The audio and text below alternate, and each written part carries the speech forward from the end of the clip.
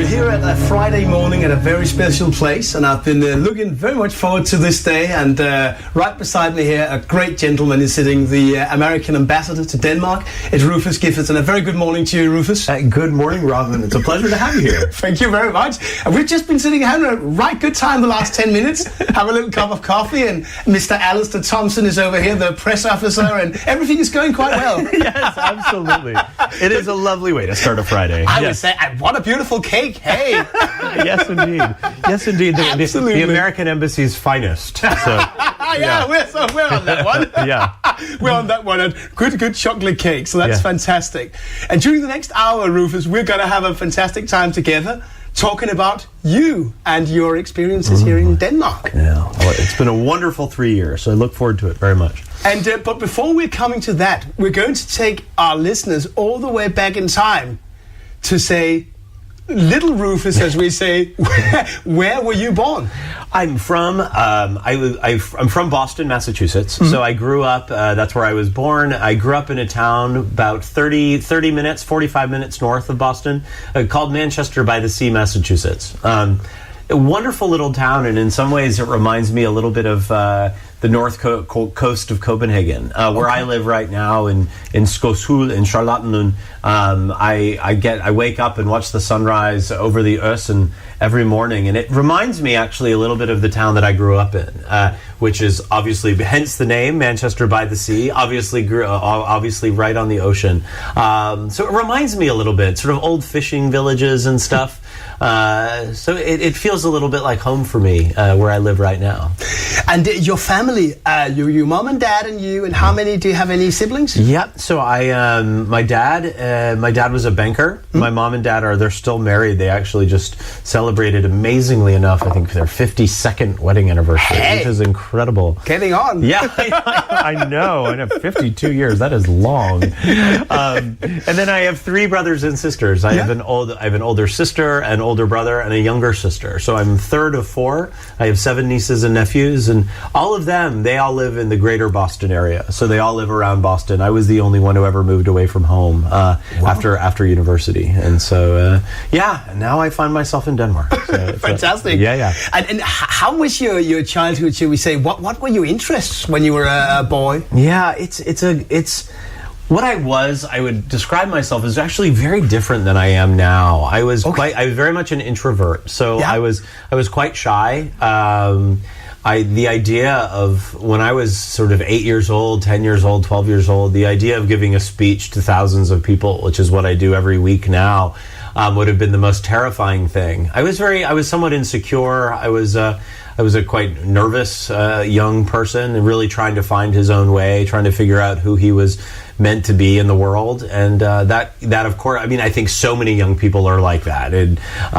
But it certainly was true for me. And I never felt... I always felt like my brothers and sisters were either smarter than I was or more athletic than I was.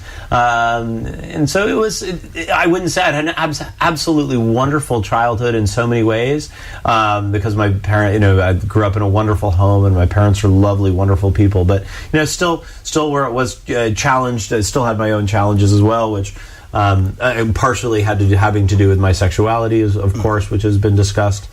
But it was a really wonderful childhood. I played a little bit of sports. I was never the most athletic, but I certainly played soccer, football. Yeah. A little bit of American football as I got older. I played what we call Little League Baseball, which is what we play in the States when you're 10, 12 years old, and you had a team of baseball teams in your hometown. Mm-hmm. And then I liked movies. So what we would do is, when my friends and I, because we were pretty creative, and we'd sort of make homemade movies. We'd write movie scripts. Wow. And film them on our little, our camcorders. Okay. And it's just, it was great fun for me. Those are the kinds of things. I was a little bit of a loser. I think my brothers and sisters and my parents would have said that. But I don't mind being a late bloomer. What we call a late bloomer. A late bloomer, yeah. Okay. Yeah. You've really blossomed up from then, shall we say? A little bit, yeah. It's a little bit different. But I actually, and I say this all the time, I still, I still consider myself at 42 an ambassador. I still think I'm at heart that in some ways that young 15-year-old kid who's still trying to figure out his direction in the world. So I think that is very much what grounds me, and I think makes me appreciate every single day, because there were things about my life that I had to fight for, and that fight has made me really appreciate, I think, where I am right now more than anything. And any time where I think I'm getting a swollen head, a big head, or arrogant or something, I remember back what it was like 30 years ago. And it's incredibly important to do that, I think, to be grounded in where you come from, more than anything. And that's what I still hope that I am that. And you just said, Rufus, very briefly before, that when you were finished with school, you went on to the university.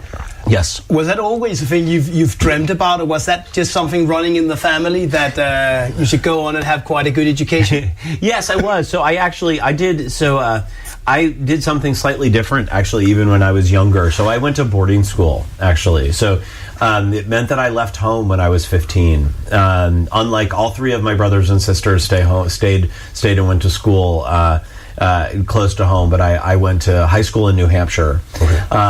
And after that high school, I went to Brown University, which is an Ivy League school in Rhode Island in the United States, and had a wonderful experience there. And after that, I graduated in 1996, and was trying to figure out again what I was meant to do. But you asked me the question. So was university always something I wanted to do?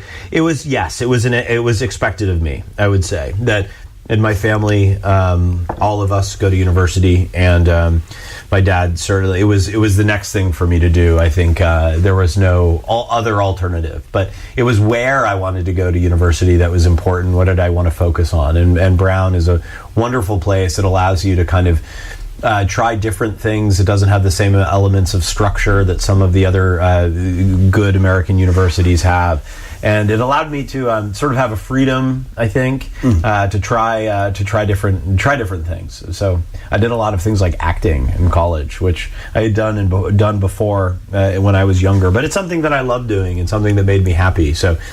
And actually, I think it's something that helps me even today, just to be comfortable essentially on stage, which is what, being an ambassador, it's a lot of being able to be comfortable in front of crowds and deliver speeches and be confident in your own skin. It's interesting when you say boarding school. I was just thinking back 15 years old, leaving your parents, leaving your siblings, everything. How was that? Isn't that a little bit hard? Yeah, very, actually, and I think that it was very difficult. I think I was obsessed from a very young age, and to try to figure out how to, again, because I had three brothers and sisters, all of whom were successful in their own way, but I wanted to try to do something different, and I needed to break out of my hometown and my little small universe in order to do that. And my hometown was 8,000 people, so very small. Okay. And boarding school to me was, and not very diverse. So everybody was pretty much the same. So boarding school to me was an ability to meet people not only of different races and religions and things, but also grew up in different parts of the country. So, I grew up in a small town, and I would go to school with New Yorkers, and even though we were the same age, the idea, if you grew up in Manhattan, your experience, even at 15, was so incredibly different from mine. And it actually was the very first time where I was able to sort of understand a little bit more about the world, even in this very, again, insular world of a elite New England boarding school. But you met different people from different places, or the Deep South, or certainly racial minorities and different religions, and that was fascinating to me too. And it started to broaden my horizons. And allowed me to kind of see the world through a different lens than just the small prism of my hometown. So it was a wonderful chapter of my life, actually. It was tough, very competitive. And again, it was, I struggled a lot there, both with myself and who I was as a human being, as a man, but also with my own academics. Was I smart enough, athletic enough to be in a place like this? But again, it is that struggle that has allowed me to be, I think, who I am now. Yeah, because when you hear about Danish boarding schools, you always hear there's quite a hard life there, should we say, as you also say, competitive. If you have a special thing, like as you say, maybe you're struggling with your sexuality or whatever it could be, it can be a bit hard for a young boy to get into a school like that. Very much so, and I think that it's you surround yourself. I think for the first 2 years, I was very much struggling. I mean, look, we're 15, 16. I mean, who at 15 or 16 feels comfortable in their own skin? You know, it's a very tough age. But it allowed me to really try to, I had to work hard to find my place, and that had to do with even the community of friends that I built. Because I think everything we try to do is try to build community as people, and whether that's your family or your friends or whoever it is, you try to create your own little team around you, and that's what I ended up doing. And so when times get tough, or when you don't feel like you're smart enough or athletic enough, these people have your back, and to be able to actually to feel that, and I really felt that eventually in boarding school. It took me a couple of years to figure it out. But I really did feel that my team there, my little my manufactured community of friends really had my back, and it was wonderful. And they were all from all over the country and different parts of different interests and all the rest. But it was a great feeling, and it allowed me to sort of establish an identity outside of my family for the first time in my life. So in that way, it was a great thing. It was a great thing for me. And then, Rufus, after a boarding school and after university, how old were you when you actually graduated at university? I was 21. So I graduated at 21 from Brown, and moved to, and so my dad was a banker in Boston, and so I knew that, again, as I tried to pave my own road, that I wanted to do something that was as far away from being a banker in Boston as I possibly could. So, and why? Why? Because I mean, I love my dad. Don't get me wrong, but it's just, you know, perhaps it's just. I think all of us too, don't we? I mean, all of young boys, young girls, they want to get outside from outside of their parents' shadow, and they want to try to make a name for themselves. And I think my dad was quite a prominent figure in the city that I grew up in. So for me, I never just wanted to be identified as my dad's son. I wanted to be Rufus, and that meant moving to Los Angeles, which you from if you know anything about the geography of the United States, you can't get any further away from Boston than Los Angeles, and you can't get any further away from banking than the entertainment industry. And I think there was a little kind of young 20s rebellion associated with that. Which is great, but and it really made me, again, when I got to LA and I didn't know very many people, I had to figure it out for myself, and I didn't have very many people to lean on. And you know, you have your friends, of course, that you build, your community of friends. But it took a while, and I consider my 20s a really, really challenging time of my life, both personally but also professionally. But isn't that good in some ways? I mean, I think if your 20s are easy, you're in for a rude awakening when you hit 30 or 40, because it's good way to see it. You know, right. I mean, it's again. I mean, we're constantly struggling to figure out kind of where we fit into this massive, and in a country like the United States, you know, where we fit into this enormous, complex puzzle, which is the United States or the world more broadly. And so that was what and so I started working in the entertainment industry and started a couple of businesses on the side to make money. And how was your time in the entertainment industry? Let's hear a little bit about that. Sure. I have to say that it wasn't great fun. I did okay. I did okay. I started out as like everybody, as an intern for a production company. I was eventually promoted to assistant, and then eventually my title was something called creative executive. never particularly successful. Sometimes Danish media makes it out to be like I was some sort of successful Hollywood producer. That is completely untrue. My boss was a successful Hollywood producer. I was not. I was his assistant for the most part.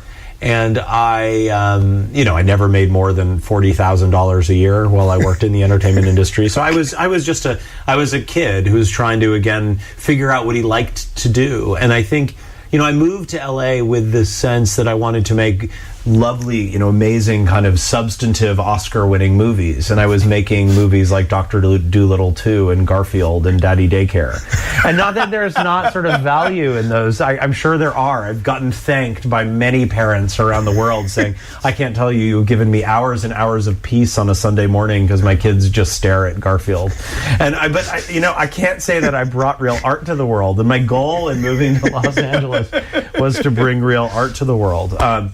So the truth is, so I did that. So I moved to LA in 1996. Yeah. Over the course of the next 8 years, I worked at this production company for most of it. And at one point I applied to business school because I was bored by the entertainment industry and felt like I needed to make a change. And I didn't get in. Okay. And so it was one of those moments that I found myself. I think I applied in 2002 or 2003, and where I just said, I've kind of hit rock bottom. For again, I was 28. You can't really hit rock bottom at 28, but you felt like that. I felt it. I felt like it. I just remember just being devastated that I did not know the way forward for me.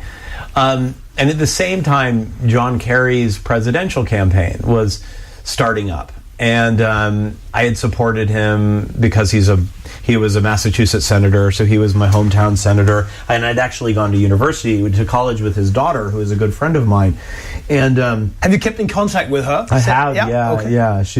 She's still a friend. Okay. And we talked, and I said, well, what if I quit my job and just volunteer for the Kerry campaign? You said that to her? Yeah, yes, okay. As well. Yep, I did. And she said, let's do it. That's great. I'll set you up in our office in Los Angeles, and you're not going to be paid. And I said, I don't need to get paid. I have enough savings to last me through.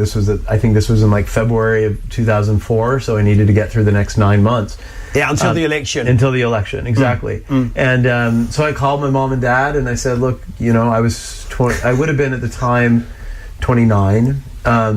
And I called my mom and dad, and I essentially said, I need to do this for me. Even at 29, you still want your mom and dad's blessing and support. So they said yes, okay. And I didn't need money, but I know that if I did fall on hard times, that they would help me out, and that was great. And they but the wonderful thing is when I walked into John Kerry's office, a regional office in Los Angeles in the beginning of 2004, the way I talk about it is it's that moment where you finally try to, something clicks for you. And the way I describe it, it's like the moment you balance your head and your heart. So you're passionate about what you're doing, but you're also intellectually stimulated by what you're doing. So I had never felt that before. I had never felt the true belief in feeling like I had a purpose in getting out of bed in the morning. So I felt the passion, but I was also challenged by what I was doing, and I was good at it. And I think that was so remarkably exciting for me, because as sort of someone who is still insecure, still not sure where he fit in the world, the idea of finding that was just great. And I didn't get paid. I was unpaid. But I think at the beginning, the one thing you learn really quickly is that when you love what you do and you're good at it, people realize that really fast, and you get hired really fast. And that's what happened to me. So within, I think, about 6 weeks, they hired me on the Kerry campaign, and I got my first job. Again, I was making very little money, but that didn't matter. I felt like I had a purpose for the first time in my life. And after, so I finished the Kerry campaign after he lost. I was devastated, but started my own political consultancy in Los Angeles, trying to elect progressive candidates from around the country. And what were your duties for John Kerry's campaign? What did you do on a daily basis? Yeah, no, I'm sorry I didn't tell that story. So when I first walked in, I sort of thought I would be doing policy heavy work. I thought I'd be trying to help research his Middle East strategy or something. And big shot. Yeah, exactly. Or just even at a low level. But I thought that that's what I was going to be doing. But I realized very quickly, is that when you live and work in California in politics, all anyone wants you to do is fundraise.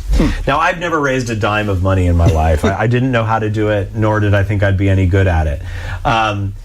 So I saw that there were people in the office, and they were all focused on what we call big dollar events. So raising money from people with a lot of money. And I saw that there was this kind of a void in the operation where low dollar people who wanted to just participate in the campaign and give $25 or $100, much less money. There was a lot of interest in that, but no one to help facilitate it. So I appointed myself at the time in an unpaid way as what I called the California House Party Coordinator. So I would go around and speak I was an unpaid intern at 29, and I'd go around and speak at house parties around California. And these are people who'd come because they wanted to support the campaign and hear somebody talk about it, because there's so much interest in American politics in an election year. And there was a certain amount of anger and frustration with the current administration back then in 2004, so there was a real appetite for this. And I'd walk into and so I do this all weekend long, drive around Southern California and collect checks. And I'd walk into the office, the Kerry office, on a Monday morning, and I might have $40,000 with me in small checks. And the people sort of looked at me and said, "Well, oh my God, this is actually pretty great." Yeah. And so that's why they hired me. So it was sort of completely unexpected. And then at that point, my first title in politics, official title, was Deputy Finance Director for the West for the Democratic National Committee, which at the time was combined with the Kerry campaign. So again, I think I made $30,000 a year. It was very, very, very not well paid, but I believed in what I was doing, and I had a reason to get up in the morning. And that was the fuel, shall we say, to drive you on. Yes, it was. To do that. Yeah, it was. So, and it was the first time I never thought I'd be a political fundraiser, and it's what I was known for in politics up until I left to come to Denmark. But I tried to do it in a way that was different. I wanted to look at fundraising in a way that was more of a political activism kind of. So we believe this, and I believe this to this day, that money is very much a corrupting influence in politics, and I fully believe that. But if you are actually trying to get people to invest a small amounts of money, they're actually more invested in the product, meaning they're more invested in the candidate and the movement. And so what we wanted to try to do, and I did that through the entirety of my work for President Obama as well, is try to get everybody invested, not just the rich people to give big checks, but actually try to get everybody involved in these various political movements. And so that's what we tried to do more of. Kerry had a certain amount of success with it, but I think that if you look at the times, I mean, you couldn't even give online at the time, and this is not that long ago. 2004. Well, yeah, it's true. I mean, people were still writing checks, which is, and so nowadays you just go click a link and give your credit card number, which is what everyone would do around the world, but not back then. No, it was still a lot of paper, and there's no paper anymore. That's right. Yeah, so we really just had to, we do have to revolutionize it a little bit. But that was the beginning of my time in politics and my time with fundraising as well. And then you said you had your political consultancy, like a firm, for some years? That's correct. I had two separate ones. And right after the Kerry campaign, I actually thought I was going to go back to the entertainment industry briefly. And a woman who I had worked with in 2004 had her own business, and she asked me to be her business partner. And we, it was the time where I said, you know what, I'm going to actually turn my back entirely on the entertainment industry and forget why I initially came to LA and actually focus on something that I know that I love and I know that I'm good at. And so we fought. We did. So I was her business partner from 2004 until end of 2004 until the end of 2006. We worked for different progressive candidates and causes, not just in California but nationwide, and mostly helping on Senate races and governors' races, as well as fight for different issues like climate change and marriage equality and things like that. Yeah. And then you went on for many years with doing these political things during the next coming years. So what happened when you finished with her? So what happened was this, is that, and this will go into me meeting Obama, which is the last 10 years of my life, which has been easily the most rewarding. So I finished the what we call the 2006 cycle. So we elected. Democrats took back over the House and Senate in the United States in 2006. And I started, so at that point, the 2008 presidential campaign was starting to actually start up. And I actually started the 2008 campaign cycle working for a guy by the name of John Edwards. And if people who follow American politics might remember him from the 2008 campaign, he was in some ways very much a favorite candidate. A lot of people thought he was going to get the nomination. He famously crashed and burned. He had an affair that he lied about and whatnot.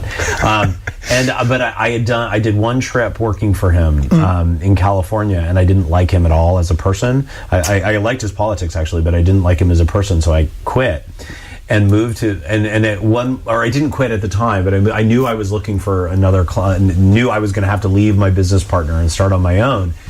At the same time, I moved to I was in Washington. And I had an interview with Hillary's finance people. They wanted to hire me to do California for them. And that very same, I had an interview with her, the person who offered me the job. And on that very same day, I had a meeting. I was invited to a party at Ted Kennedy's Senate office, and Ted Kennedy is also from Massachusetts, like I am, and the Kennedys are as close to royalty as we get in the U.S. Close to royalty as we get in Massachusetts. He's a real hero of mine. Yeah. And at that party, Barack Obama walked into the room, and he was escorting Ethel Kennedy, who is Bobby Kennedy's widow. And I went up and I talked to him, and for a few minutes. And it was during that conversation, and I just said, this is my guy. And he hadn't declared. You could feel it straight away. I could. I liked what he stood for. I liked his politics, but I just liked who he was. I liked who he represented. I liked this idea of something brand new, and the energy he had, the charisma he had. I think it would connect with people, and so I turned down Hillary in early 2007. This was right after New Year's of 2007, and waited for Obama to call, and he did. And you had to take a chance, then, shall we say? Without a doubt. And I think just my parents thought I was crazy because at the time Hillary was very much the favorite. So I had quit John Edwards. I turned down Hillary, to the two favorite candidates at the time, Edwards and Hillary, and was to essentially completely back Obama. This, black two brand new U.S. senator who's black with the middle name Hussein. And my parents were like, "You are crazy, Rufus. You're throwing all of your political cachet behind a candidate who has no chance of winning, and I just didn't believe it. I mean, I'm someone who lives, who has to do what he believes in, and I just, it mattered. It just obviously I made the right choice. History has shown that, but it also just mattered to me personally, and I wanted to prove to the world that we could elect a black president, considering our history with race. I wanted to prove to my parents that this was possible. I wanted to say that after the administration that we were coming from, that we could do something that was as bold as elect someone like Barack Obama. And I wanted that message, and because I believed in the United States in that way, and I believed that we could do it, and obviously we did. So it's been incredible. And I think back, you almost don't appreciate the significance of what you're doing at the time. It just felt right, and I didn't have any doubt. And now you look back and you kind of appreciate the significance of it more. But so I was at everything that, I was there at the old State House in Illinois, in Springfield, Illinois, when he declared his run for president. And I'd been, I was in Iowa, I was in New Hampshire, I was everywhere in 2007 and 2008. And I've been working for him ever since, and so it's been just a remarkable journey. And what did you actually? What did you work for him for when he got his first presidential? When he started? Yeah, in 2008, I essentially did. I was a fundraiser still, so I did California fundraising, which is a huge. It's a huge job actually, considering how big California is, and so I was responsible for California in the 2008 campaign. And then you went through for the next couple of years. What did you do when he had his first 4 years? What was your job there? So I moved to Washington right after he won in 2008. And started working for the Democratic National Committee. So the National Democratic Party, which when you have the White House is sort of the political arm of the White House. So it was very much a kind of a job within the Obama administration, but on the political side, not on the government side, on the political side. So we worked very closely with the White House to try to pass things like Obamacare, like the Affordable Care Act and things like that. And I was the finance director of the Democratic National Committee. So taking us through now, Rufus, to the next, when he got his second campaign and got his second presidential period, you were chosen to be an ambassador. We have to hear about how did he actually come over here, because being a financial director over there and everything, how did that all start we're finding you here today? Well, I think it's probably a bigger surprise to me than it was anybody else. I can tell you exactly the story. So I moved to Chicago in the beginning of 2011 to help run the re-election campaign. And after he won, I was back in DC, and I remember the day, it was November 30th of 2012. So shortly. Love you can remember the date. Oh yeah, I was in the Hay Adams Hotel across the street from the White House in Washington, and I was meeting with a woman who helping kind of identify roles for senior campaign staff who wanted to continue working for Obama, because of course the campaign was over. So you had a lot of people with talent who are good friends of the president, but we needed jobs. And I knew that I was going to get a job, and a good job, but I actually thought I was going to go work in the White House. And I tell the story quite regularly, but it's her title, the woman I was meeting with, was Deputy Chief of Staff of the White House. For West Wing fans, that is the Josh Lyman character. So it's a really, really good job.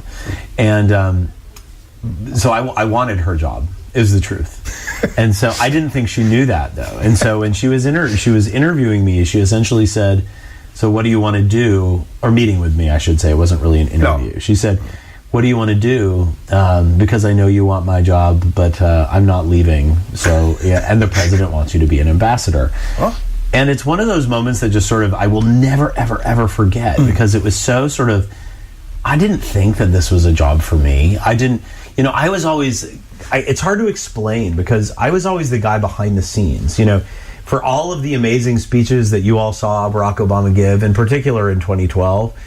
I was the sort of sweaty, pale guy and standing backstage, like making sure that things stayed on time, kind of, and making sure things were running at the event well. I was never the front man. Like I never was the guy who was speaking. I was always the guy who was. I was a staffer, is what the terms we use. A senior staffer, but a staffer still. And so the idea that the president had faith in me to actually kind of take this step, which is a dramatically different step, was incredibly humbling for me. Because, as you said, I mean, I was a political fundraiser, and that the president of the United States, Barack Obama, who at the time I had worked for I guess about 6 years, had the faith in me to do that. I was astounded. And we talked about Denmark in that room that day, and I was going to the White House. It was actually a thank you reception for a bunch of us who had worked on the re-election campaign that night, and the president confirmed for me there that this was going to happen. And Yeah, I guess I've never looked back. It's remarkable. And then I spent the next, in just going forward a little bit. Yeah, and then, indeed. So the American process is very different from, say, a Danish process on how you nominate ambassadors. A Danish ambassador could be nominated one day and get on a plane the next day. Ours is not like that. Ours is enormous, what we call vetting, which is essentially dozens or lots of FBI investigators looking at your background, making sure that there's nothing that is what we would call sketchy. Yeah. Looking at your financial records, making sure that there's no conflict of interest in you serving as a United States government official, all of your stocks, all of that. That takes months and months and months, and the criminal background checks and all that. And so that was done. That took about 4 months for me. They talk to all of your old landlords, all of your old, boyfriends and girlfriends and things like that. It's very, very intense process. Yeah. And terrifying. It's like, oh God, what are these people going to say about me? Could they say he's a bad boy? Start going over there. I know. I was like, oh God. And then after that, during that time, I read everything I could about Denmark, everything I could about diplomacy. I had been here before, but it was so long ago, and I didn't know how to be an ambassador. I didn't know how to be a diplomat. So I talked to the 3 former ambassadors, Lori Fulton, Jim Kane, and Stuart Bernstein, and had lunch or dinner with each of them, and trying to get a sense of the life and the country and their work. But, one of the things you realize is that you just don't understand how to do the job until you get here and start to do it. So I was nominated, had my Senate confirmation, and was confirmed on August 1st, I think, of 2013, was sworn in by John Kerry on August 15th and arrived on August 30th of 13. Wow. And it was just wonderful. But I'm just going to take a little bit back. When they mentioned you being an ambassador, did they mention straight away it should be Denmark? It was in the room that day. We discussed countries, and so the way that the way that our system works again is about a third of ambassadors are political appointees. All of Western Europe, Japan, Australia, New Zealand, Singapore, South Africa, countries like that, and several more. So they try to kind of create they try to look at your strengths. Can you speak languages? What's your family background? All those sorts of things. And try to match you with a country accordingly. And for a whole bunch of different reasons, Denmark seemed to be a great fit. Both the White House thought that, but we thought that personally as well. And I say we, I mean me and Stephen. Yeah, your husband. My husband, Stephen. Yeah, exactly. Okay. So let's talk a little bit about when you arrived in Denmark. Yeah. How was your first month? Do you remember standing in a new country, new house, new work, everything? I think I do. I think the first days, and I remember it vividly. I remember going for, I remember the first morning I woke up, and it's hard to wake up early having flown from well, I'll talk about the first day, I think, right? Yeah, the first day I land and you land. Yeah. And it's completely overwhelming. So you get off the airplane, and I had a layover in Paris, actually. Okay. And I was told that there was going to be press there when I got to the airport, which was shocking to me. It was the first time I'd ever really talked to I'd talked to some newspaper journalists a couple of times during my life, but never, ever, ever had I ever been on television. Okay. And so they tell me that there's going to be banks of reporters there when I got in the airport, which shocks me. And the first, you were there, Alistair, weren't you? Yeah. And so you get off the plane, and I had taken some what I call remedial Danish lessons. So I had taken Danish classes. Oh, okay. And I had practiced this thing that I was going to say when I got off the airplane in Danish. Okay. And I literally, from the flight from Paris to Copenhagen, which isn't very long, I must have said it to Stephen 250 times. He was absolutely sick and tired of hearing you say it. But then, so the airplane lands and the doors open, and we were sitting in the first row, and I saw my DCM, my deputy chief of mission at the time, the protocol director from the foreign ministry, my 2 security guards who are my bodyguards who have been with me every day since, and everyone's grabbing my baggage claim tickets and sort of leading you and escorting you, and you walk out of what we call the gangway into the little ramp going into the airport itself. Yeah, I know. And you see all the reporters there, and I completely choked. I said "Come on," and I said "Come on," and then I was supposed to say, "Tak til alle sammen mødt op her I lufthavn her til morgen." See, now I can say it. At least I get points for saying That's it. Good. But I said "Good morning," and all of this intensity, and everyone was surrounding me, and the pictures were taken. I was like, I can't do this. I can't do it. So I switched to English immediately, and I have no idea what I said, and I was terrified. And then I just knew that this reality was going to be very, very different from anything I'd ever experienced before. So I moved. They take you down to this little royal suite lobby downstairs, and I signed the official declaration saying I am now, the chief of mission of the U.S. Embassy here. And I got in my car, which was waiting outside, and I zoomed off to Rudhave, our house, which I had Googled photos of for the last few months, and wanted just like the Google Street View, not like Google's. No. Like, because I wanted to see it. I was like, and you're not allowed, you don't see real photos of it. No. So I'd seen as many photos as I could, but you drive up to it and you see the American flag waving, and you see it's just so beautiful, and you see the ocean to the right, and you go in and you see the garden, and you're just completely overwhelmed. And it was so. And then that day, I took a quick nap. Yeah, you had to do that. Go upstairs. Our luggage beat us there, which I still don't understand how that happened, because we essentially did nothing. We essentially got right into the car and drove home, but somehow our luggage was, the GSO guys got all of our luggage, which was a lot, and got them to the house. And then I hosted a reception for all of the embassy staff on that day, and then I ran the DHL 5K, which was in Fallenparken. Yeah. That afternoon, and then went home and had dinner, and Stephen and I just looked at each other with tremendous happiness. And I remember waking up the next morning, and it's hard to wake up on American time. It's hard to wake up early, but I was so happy that I couldn't really sleep that much. So I remember just walking outside, and it was a beautiful August 31st of 13. And it was a beautiful morning, and I just remember looking back over the yard, looking again at the American flag flying in this beautiful home, and just shaking my head, and what did I do to deserve this? This is going to be a wonderful, wonderful experience. And I remember that same day, Stephen and I took a run in Durhaven together, and one of my favorite places. And I remember coming back down, and there's one part of the run where there's this huge opening, as every Danes will know it, where you see the Hermitage Palace, that I've never seen before. And again, Steve, I remember the moment so vividly, because I looked at Stephen while we were running, and I got good goosebumps, and it's like, we are in Europe. This is amazing. Wow.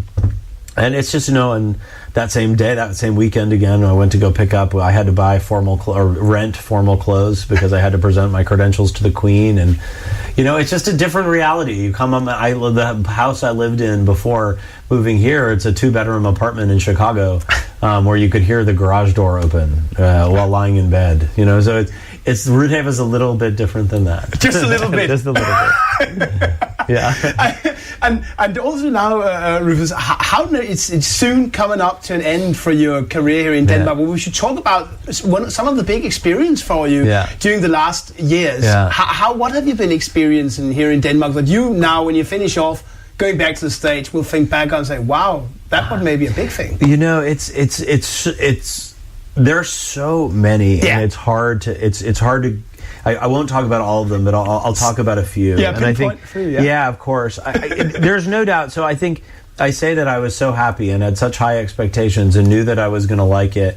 Our very first day here, but every day since has exceeded expectations. And the way I describe it, I think more than anything, is that the relationship that I think that we've built, both personally but also professionally, with the Danes. And I don't think we anticipated that, both from a friendship level, but also from just the meaningful human connections that have existed historically between Americans and Danes. But just to be able to see that firsthand, and to be able to walk into rooms and see just the tremendous fondness between the people of our country it's just amazing. And so the experiences of that, and that starts out slow because people don't know who you are and whatnot. But as recently now, as I have a slightly higher profile and people know who we are when we walk in, the questions you get, the level of engagement, the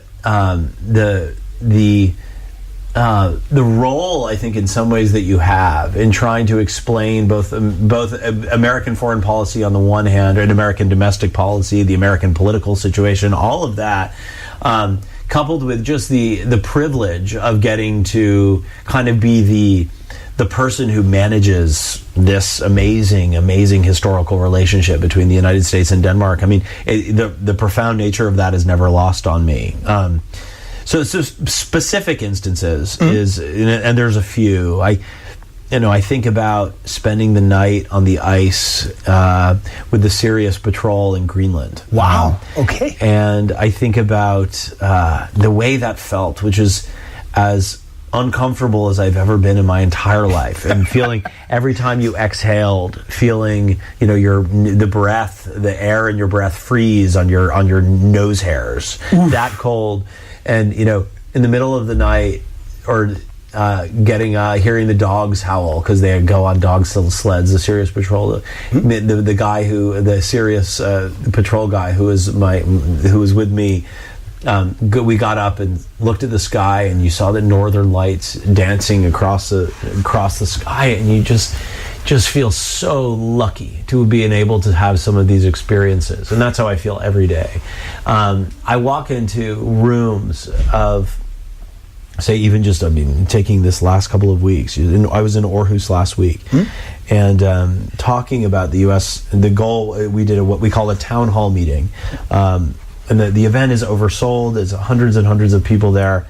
And you walk in and you see hundreds of people who are listening and desire to learn and ask amazing questions, smart questions about not just American politics, which was kind of the story of the day, but also specific questions about the future of the world. And that is so much about what we've tried to do here, is expand the audience, try to get people to care and invest in the future of democracy, the future of this relationship. And because I think, typically ambassadors talk to the same people. So you talk to the people who want to listen. And we can't do that. We can't just talk to the people who want to listen. We have to talk to the people who are not listening now. And so we have to go to these places that have typically not been visited by ambassadors before. And so to see these people in this room who have never heard an ambassador talk, but on a Wednesday night or a Thursday night, whatever it was, decide to spend 2.5 hours in a auditorium at a university, and there's people, young, old. Youngest person who asked me a question was 14. I think the oldest person was probably in his 80s. Wow. Many of whom had never. Diversity. It's just amazing. And you get questions about all the tough issues. And I always will answer any question that's thrown at me, assuming I can, meaning I know the answer. Even if I don't, I usually try to do my best. And I think, and the sort of feedback you get is, I've never heard an ambassador before. I've never cared what an ambassador had to say before. And so I think that has been amazing. The idea that you really can connect with people and you can actually fight these things that I've tried to fight my whole life, these concepts like cynicism and apathy. And that has been easily, that concept, the amazing experiences like the one in Greenland, I'll never forget them. But the concepts, this idea that you can actually make a difference in the world, you can actually bring people and encourage them to be great and engaged citizens through your words and actions. And I just do my one tiny little part as the one guy here. But I really do, that has been so outrageously meaningful, because I do feel like we've brought Danes into the process, sort of open, to use a term that someone who works here at the embassy said, we opened up a box through that has never been opened before, meaning people have learned something about diplomacy and the America-U.S. relationship, something that they hadn't learned, they hadn't seen before, and that has been so fun to be able to share. Fantastic. That's a really good to explain that. And I also just thinking about when you say, for example, you go around to auditoriums, you go around, but what if you maybe could take us through a normal day here at the embassy, well, what do you do on a daily basis when you're here? Yeah, it's a great question and a very difficult one to answer.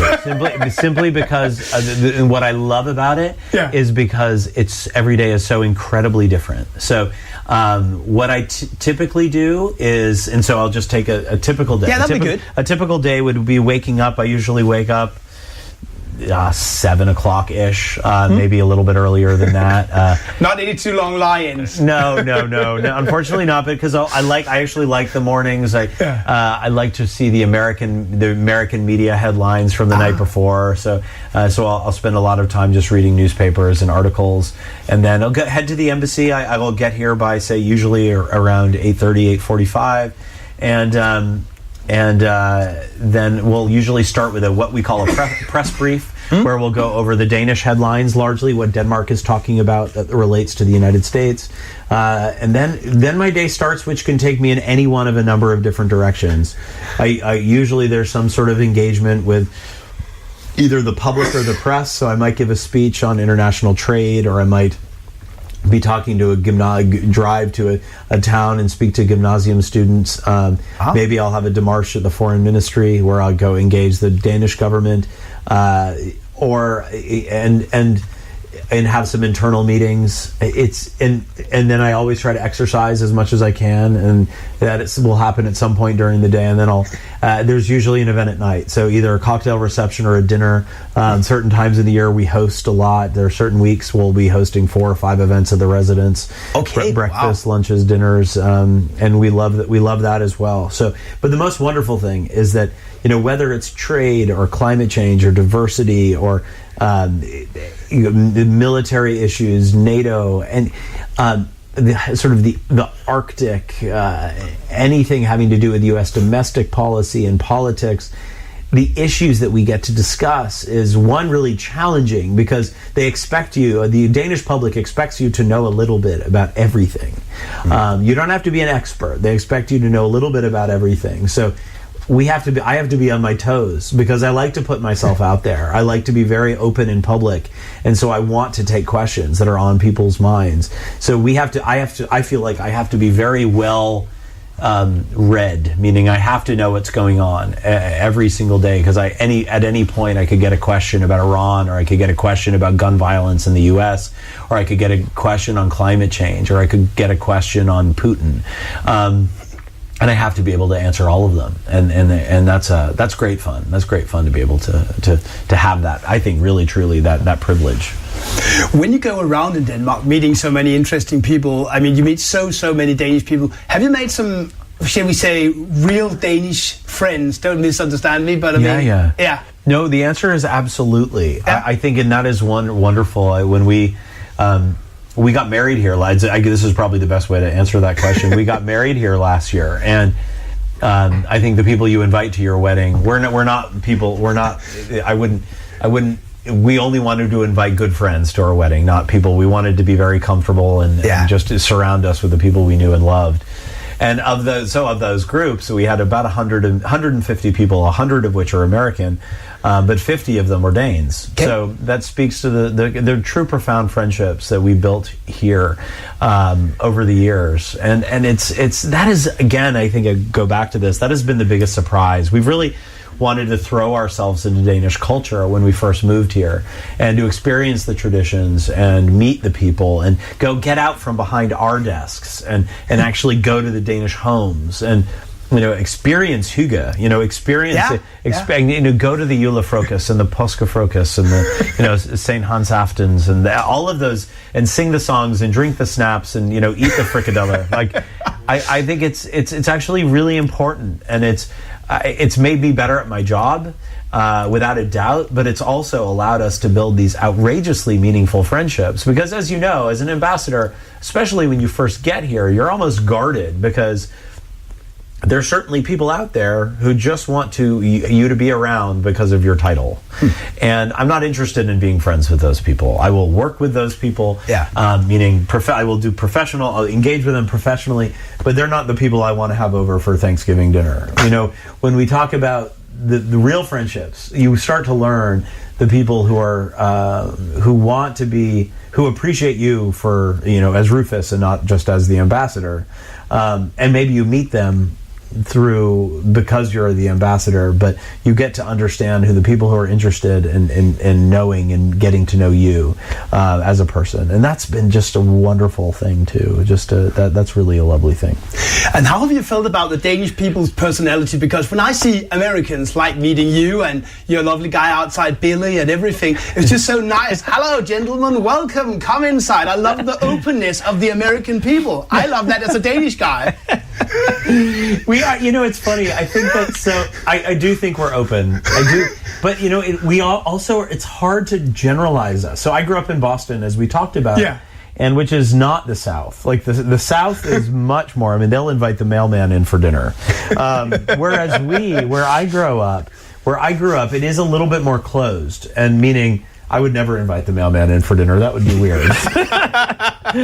But it's a little bit more Danish, I think. And I think this is how I describe it: is that once we are friends, I will be friends with you for life, kind of thing. And I think that's a little bit more Danish. It's a little bit deeper. Meaning, I'm not going to be friends with you until you're going to have to tear down a couple of my walls, and that's true with Danes, I think.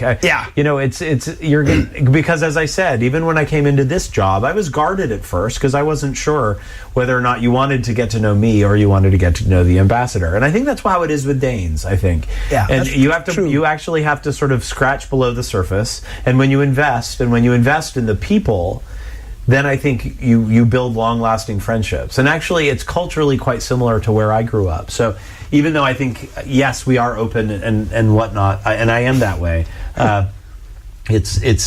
the relationships that I find to be the most meaningful are the ones where you've stripped down what we call peel the onion, which is, you know, that's a good one. You have to take a couple of layers off the onion, and then you know what it really tastes like.